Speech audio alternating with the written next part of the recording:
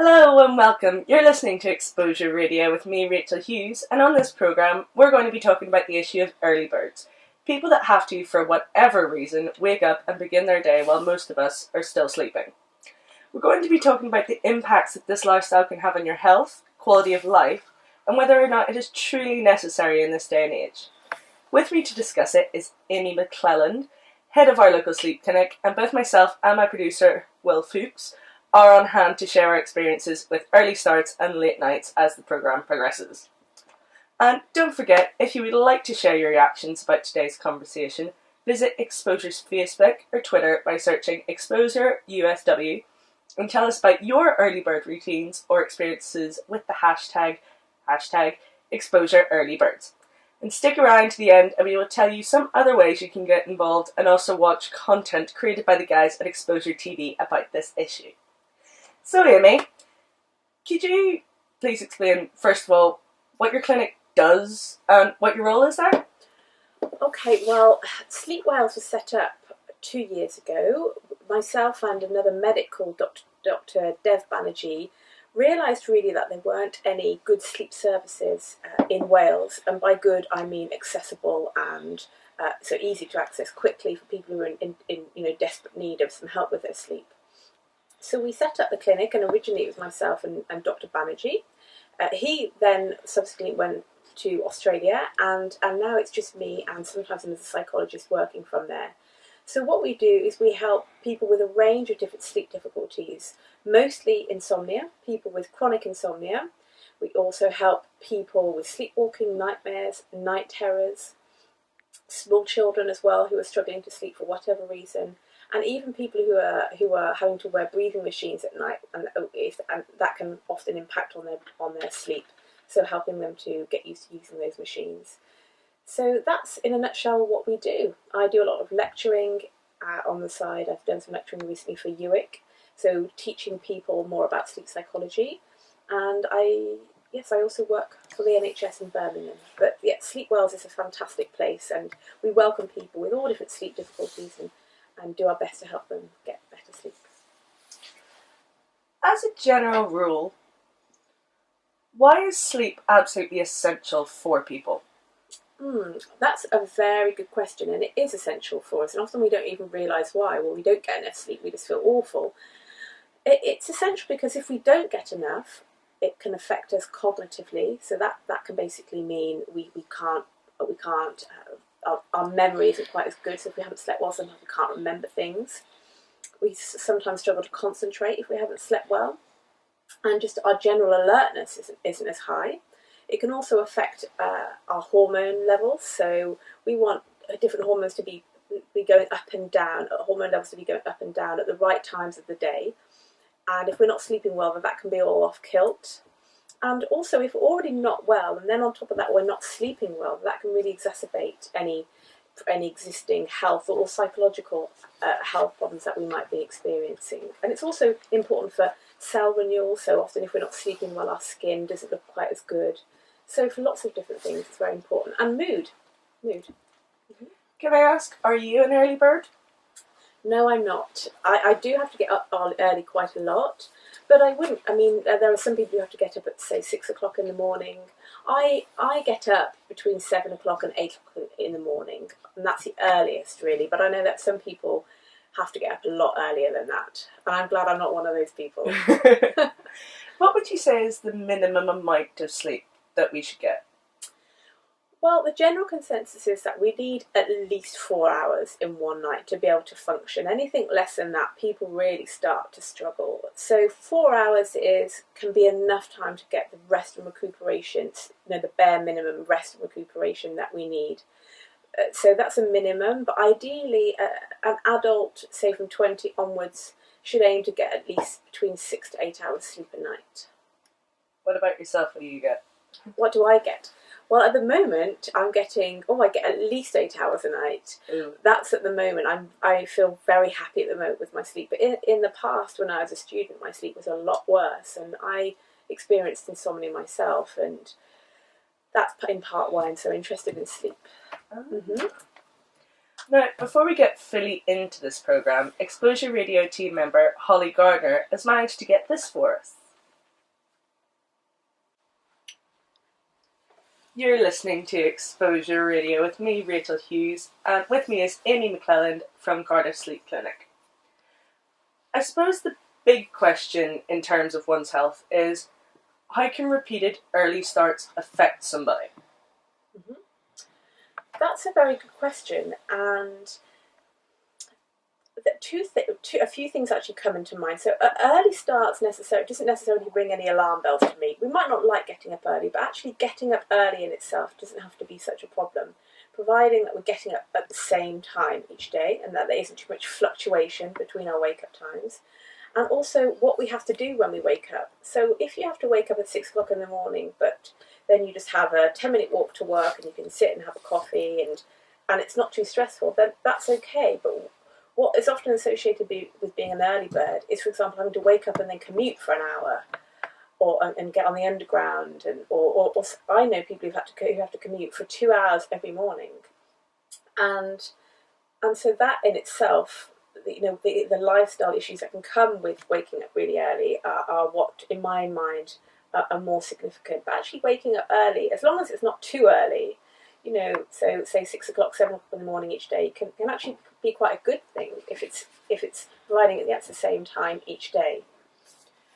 What would you say can be some of the negatives of being an early bird, of having to wake up exceptionally repeatedly, even if it is to commute or else to go into work? Mm-hmm.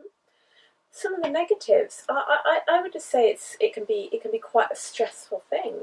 Having to wake up early and having to think, right, tomorrow morning I'm going to have to wake up this time early. It can be quite a stressful thing. So it's a stress word that comes back into all of this. Yeah. How early would you say is too early? Oh, that's a really good question. Oh, how early is too early? I would say that this isn't based on any science really, but I would say anything under 5:30 is too early. If we have a normal sleep routine before then, we're hopefully going to be in nice deep levels of sleep and getting the rest and recuperation that we need. So I'd say, anything before then would be classed as early. What other elements of your life do you think that it can affect? Having to get up early, what other areas of life can it affect? That is a very good question. I think sometimes it can affect your social life. So if you think, well, I can't really go and do that tonight, I've got to get up at 5:30 tomorrow morning. So I think that would be one of the most significant things, your social life. And maybe missing out on time with your family or your loved one because of having to go to bed so early because you have to get up so early. So it can really impact on your social life. On the flip side of things, there are a lot of people that I know who have issues with getting to sleep at night. Mm-hmm. So how late would you say is too late to be staying continuously awake? Oh, that's a very good question. It depends on when you wake up. So people always say to me, I need to be going to bed earlier. Well, yes and no. What we need to aim for is a regular wake-up time in the morning, and to try to ensure that we get 8 hours before that. So if we have to get up at, say, 7 o'clock in the morning, then ideally we need to have wound down properly and to be drifting off at about 11 o'clock. So yes, we have to wind down, we have to give ourselves time to relax before falling asleep. So if we know we've got to get up at 7 o'clock in the morning and we're still in bed on our laptop at 1 o'clock in the morning and we're not allowing ourselves time to wind down and fall asleep, then that's not good. So it's not necessarily about it's not necessarily about having like a strict bedtime, but we have to be aware that we have to give ourselves enough time to wind down and to naturally fall asleep, and to try to allow ourselves enough time to sleep to get the 8 hours. If that makes sense, yeah. How long do you think you should give yourself to wind down? Mm-hmm.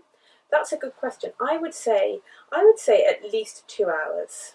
So if you tend to wake up at 8 o'clock in the morning, and you might say fall asleep at midnight if you're a student, say midnight, then I would say 10 o'clock, laptop off, Facebook off, and just wind down, dim the lights. What we don't want is bright screens in front of our faces. They can wake us up because obviously they're stimulating, but also the bright light can interfere with the release of melatonin. So yes, I'd say give yourself at least 2 hours. So no exercising in that time. Have your lunch, say 2 hours before bed. Just allow everything to slow down and cool down, and dim the lights as well. Just take it nice and slow. Absolutely. Now, naturally, there are perhaps more aesthetic benefits to waking up early. Beautiful sunrises. Mm-hmm. Could you tell us anyone who you've met or you know that copes well or even prefers early starts? Yes, definitely. There tend to be two groups of people. There are some people who like waking up early and who function well in the morning, my partner being one of those people. And there are just naturally other people who function better later on in the day. They're more night owls. So it depends on who we are as people, and our circadian rhythms aren't all the same. We're not all the same. So I know plenty of people actually who like getting up early, and that's their prime time of the day. They like the early rise, the sunset in the morning, even going for a run in the morning, which is alien to me. But there are plenty of people like that, and why not? And that can be healthy as well. In terms of health, would you say early starts or late nights? In terms of what would be better for health? So Yeah. Early starts or late? I would say early starts, providing you don't have to get up and commute to London, a 2-hour commute. Then getting up early is healthy. If you can have a main, as long as it's not too stressful. Mm-hmm. What's your personal preference? Oh, my personal preference is if I let myself, I would sleep in. There's no lie. I have to wake myself up, but I'm quite happy getting up between 7 and 8, and I do like naturally staying up late, but I try not to because sleep's really important to me, and I'm realising that now. I have to get my sleep. In terms of your work, how often do you have to get up early? I mean, do you get to have lie-ins on Sundays? I do, and I enjoy my lie-ins, definitely. But now I'm getting older, I'm noticing that I'm not lying in for as long as I would have done age 20, and that sort of comes in hand with getting older. So often we see 19, 20-year-olds just naturally being able to sleep in until, say, 1 o'clock in the afternoon, and that's also age-related. It's there, as a young person, our circadian clock is slightly different to someone who's, say, 50, and we're more inclined to want to go to bed later and wake up later. So it's not necessarily about being lazy, which is a fact that's often overlooked and misunderstood. Do you think that a reliance on lots and lots of caffeine can also affect those early mornings and late nights? Definitely. We can consume a huge amount of caffeine if we're not careful. So what we don't want is to be consuming caffeine too late. So the general rule is if you want coffee or tea, consume it. So allow 6 hours between your last coffee and going to bed. And so caffeine is a big deal, and it's okay to drink it in the morning, but just don't drink too much of it because it can stay in our system and keep us awake. And often people don't realise that there's caffeine in green tea as well. So we've got to watch out for that one. Right, now we're going to take a quick break. We're going to take a quick break and have a listen to another little pre-recorded piece from our own Holly Gardner. And when we come back, we're going to be looking at more at the working careers aspect and tying in work with early mornings. You're listening to Exposure Radio and discussing the issue of early birds with me, Rachel Hughes, and Amy McClelland, who is head of the local sleep clinic here in Cardiff. So, do people, whenever they begin to really get into the flow of early starts, want to stop? That's a good question. Do they want to stop? I have met a few people who say my career ambition is to be able to be in a job where I don't have to set my alarm. So I think there are plenty of people who think, blimey, you know, I really don't fancy getting up at 6:30 in the morning, especially for, say, mothers who've got small children. That can be really hard. So say you're up in the night 3 times, and then you've got to get up at 6:30 in the morning, and then you've got another one you've got to get dressed and take to school. It can be really hard work, really, really hard work, and not to be underestimated how much of an impact that can have on our health. Whenever you've been doing it for such a long time, especially, for example, if you are raising children, you've got to at least get 18 years in there. Do you think that at any point you would know how to just stop and just go, no, I'm all of a sudden going to become a night owl kind of thing? Do you think it's a very easy switch, or do you think it would take a lot more effort than it would be to just carry on in your natural way? My sister comes to mind when you ask me this question, and she's a doctor and has to get up very early. So she'll have to get up, say, 6 o'clock in the morning continuously, and when she stops, say for whatever reason, a holiday or maternity leave, her natural inclination will just go straight back to falling to sleep at 1 o'clock in the morning, and then waking up at say 10 o'clock in the 1 o'clock. 1 o'clock in the morning, then waking up at 10 o'clock in the morning. So for her, it's just her natural inclination is she's a night owl, so it's not hard for her to switch. It's a good thing that you did bring up jobs, because that now leads to my next question. There we go. With the way that the job market is now going, do you think that we get a choice anymore? Do we get a choice? Well, I think it depends on the organisation you're working for. I know a few people who are allowed the option of working a lot more flexibly. As far as I'm aware, the Welsh Assembly allow their staff to work flexibly and start when they want to start and finish when they want to start, and finish when they want to finish. So it definitely depends on what job you've got. But I'm noticing more people I know having the opportunity to work from home sometimes, and it can reduce costs for companies as well, like travel expenses, if they allow their staff to stay at home and work from home, work remotely. So I think we will see more of it happening. So a lot more self-dedicated hours, so not as rigid a time scale. Yeah. Personal opinion. Which do you think's harder, early morning rises in the country or in the city? That's an interesting question as well. Okay, so I would say early morning rises in the countryside, because just basic common sense, when you wake up, you've got fresh air to breathe in, you've got nice views, and if you're in a city, you're waking up and you might be having to get on the underground, and it might be noisy, and it might be quite polluted. So I would say in the countryside. And I personally find I always sleep a lot better in the countryside. So I definitely think you have a good point. I think sleep is different when we live. Our sleep is often different when we live in a city in comparison to when we live in the countryside. Often stress levels are lower in the countryside, the air is less polluted, there's less noise pollution, there's less light pollution. So it would make sense actually for sleep to be better. Do you think that we should maybe try and adapt the Mediterranean style of working hours? For example, in Spain, they work from 10 until 2, and then they have a siesta, which was designed because of the climate, because it was the hottest part of the day. So they can take a nap. But they then work more into the evenings. So they tend to be a bit more leaning towards the later night style. Do you think maybe Britain should try and adopt something like that? Do you think it would maybe make life easier, or do you think that we're just kind of set in the way now? That's a very good question.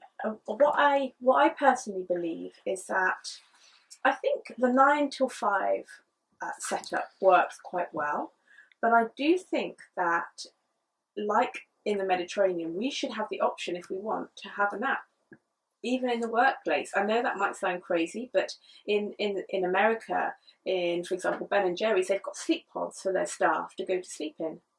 So they have the option on their lunch break. If they want to go to sleep, they can, and they have a good lunch break. So I like the idea of having, at least an hour for your lunch, good food, and a rest if you want it, which is something that us Brits aren't that good at doing in our culture. We might have a quick lunch break and maybe work at our desks, and there's just no rest. It's just straight through. So I like I don't think having the day sort of split so much, like in for example Spain, would work so well here because of our climate. But I definitely think a nice break in the day and a nap, and for it to be socially acceptable to say, actually I'm quite tired, I'll have a nap. I think we should encourage that. Gotta love Ben and Jerry's more and more every day. Do you think that companies should maybe try and incorporate the country more and kind of allow a bit more of a break away from the city? Do you think it might rejuvenate people more, might make them enjoy early rises more if they get to enjoy that scenery or something like that? Do I think companies... Well, yes, definitely. Whether that's realistic or not for many companies, I don't know, because obviously offices have to be easy to get to. They have to people need to be able to communicate, to commute easily to them and catch trains to them, so they have to be close to a train line, what have you. So I don't know if it would always be realistic, but I think if it were an option, then fantastic. A nice open plan office with lots of light, somewhere where there is some nature, so staff can go and have walks in the park. Definitely, our work environment is so important, and especially for early risers getting up, they need to have a nice work space to go into. And there was an article out today in the Guardian. I don't know if you read it, and it was about how important it is for us to get closer back to nature. We're getting more and more far away from nature. In technology is taking us further and further away from nature, and that does have an impact on our health and well-being. So closer to nature is always good, and for sleep and well-being, definitely. So I think that's a good point. So would you say job stress can tie into bad sleeping habits? Absolutely. Job stress can tie into bad sleep. So worrying about work, worrying about what you've got to do the next day at work, meeting deadlines, workload, bullying in the workplace, all of that. Job stress is a huge factor in all of health and well-being, and also sleep. And what about sleep habits? I would say more sleep generally rather than sleep habits. Yeah. Thank you very much, everyone. But I think we're gonna have to wrap it up now. If you at home have enjoyed this programme, then please feel free to head over to Exposure's Facebook or Twitter. As mentioned, just search Exposure USW and start discussing some of the topics that have been raised today. And just use the hashtag ExposureEarlyBirds. Thank you very much again, Amy. And if you would like to see a visual accompaniment to this programme, head over to exposureradio.org and check out what the Exposure TV guys got up to, as they follow some of our early risers around the Cardiff area. And also, if you'd like to contribute in more ways than just tweeting us, you can post a video of your early starts to the Exposure Facebook, and we'll put them on the Exposure website for you. You can pop onto the website and see what we've got up there already. Thank you so much. Bye.